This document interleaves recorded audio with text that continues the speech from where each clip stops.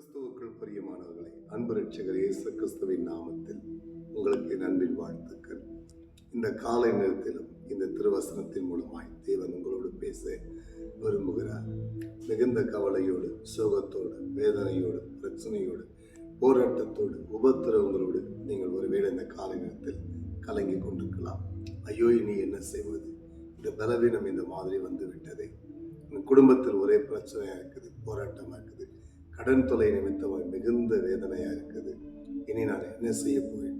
என் பிள்ளைகளுடைய படிப்புக்கு என்ன செய்ய போகிறேன்? இந்த நேரத்தில் மிகுந்த ஒரு வியாதியின் போராட்டத்தில் சிக்கியிருக்கிறோமே, நாம் இனி என்ன செய்ய போகிறோம் என்று சொல்லி கலங்கி கொண்டிருக்கீங்களா? கலங்காதீர்கள். தேவனாகிய கர்த்தர் உங்களுக்கும் எனக்கும் ஒரு நல்ல வார்த்தை தேவன் சொல்கிறார். தேவனுடைய பிரசனத்தில் இருக்கிற உங்களுக்கு எத்தனை துன்பங்கள் வந்தாலும் அந்த துன்பங்களிலிருந்து தேவன் விடுதலை கொடுக்க வல்லவர். இதை குறித்த பரிசுத்த வேதம் என்ன சொல்லுது என்று சொல்லி கவனிப்போமா? வசனத்தை யாருங்க? சங்கீதம் 34 அதிகாரம் 19வது வசனத்தில் மிக அழகாய் தேவனுடைய வார்த்தை சொல்லி, நீதிமானுக்கு வரும் துன்பங்கள் அநேகமாயிருக்கும், கர்த்தர் அவைகள் எல்லாவற்றிலும் நின்று அவனை விடுவிப்பார். ஆமென். இந்த கருமையான தேவனுடைய பிள்ளைகளை, உங்கள் பட்சத்தில் தேவன் துணையாய் நிற்கும் போது எந்த பிரச்சனையும் உங்களை மேற்கொள்ள முடியாது. அது வியாதியாக இருக்கலாம், ஒருவேளை கஷ்டங்களாக இருக்கலாம், கண்ணீராக இருக்கலாம், போராட்டத்தின் மத்தியில் இருக்கலாம். எந்த போராட்டமும் உங்களை சேதப்படுத்த தேவன் விடுவது இல்லை.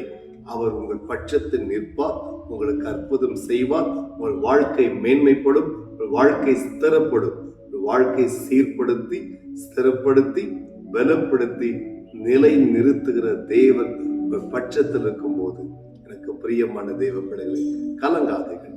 தேவன் இந்த நாளில் உங்களுக்கு ஒரு அற்புதத்தை செய்வார். நான் உங்கள் துக்கம் மாறும்படி, உங்கள் துக்கம் சந்தோஷம் மாறும்படி நான் உங்களுக்கு ஜெபிக்கிறேன். ஜெபிப்போமா? அன்புள்ள பிதாவே, இந்த நல்ல வேலைக்காக உமக்கு ஸ்தோத்திரம். இதோ இந்த யூடியூப் வாயிலாக இந்த செய்தியை கேட்டுக்கொண்டிருக்கிற என் அன்பு சகோதரிக்காக, என் அன்பு சகோதரனுக்காய், என் அன்பு வாலிப தம்பிக்காய், வாலிப தங்கச்சிக்காய், இந்த வயதான தாய் தகப்பனருக்காக ஜெபிக்கிறேன். சாமி, இந்த செய்தி இந்த வேளையில் யார் கேட்டுக்கொண்டிருந்தாலும் உம்முடைய பிள்ளைகளுக்கு நீ இரக்கம் செய்வீராக, உம்முடைய பிள்ளைகளுக்கு அற்புதம் செய்வீராக. இப்பொழுது இயேசுவின் நாமத்தில் உமது ஊழியக்காரன் நான் ஜெபிக்கிறேன். அவருடைய துக்கம் அவளை விட்டு விலகுவதாக, அவருடைய வியாதி அவளை விட்டு விலகுவதாக, அவருடைய துன்பங்களை விட்டு விலகுவதாக. எந்த காரியத்தினுடைய பிள்ளைகளுக்கு அற்புதம் இன்றைக்கு வேண்டுமோ அந்த காரியத்தில் இன்றைக்கு ஒரு அற்புதம் செய்வீராக. இந்த பிள்ளையுடைய துக்கத்தை சந்தோஷம் மாற்றும், ஆசீர்வதியும். உடைய பிள்ளைகளுடைய எல்லா கண்ணீரும் விலகட்டும்.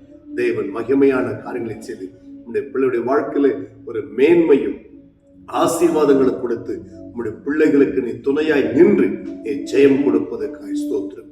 வேதம் சொல்லுவதை போல நீதிமானுக்கு வரும் துன்பங்கள் அநேகமாயிருக்கும், ஆனாலும் அவைகளை நின்று கர்த்தர் விடுவிப்பார் என்ற வசனத்தின்படி தேவன் இவர்களுக்கு ஜெயத்தை கொடும், ஆசீர்வதியும்.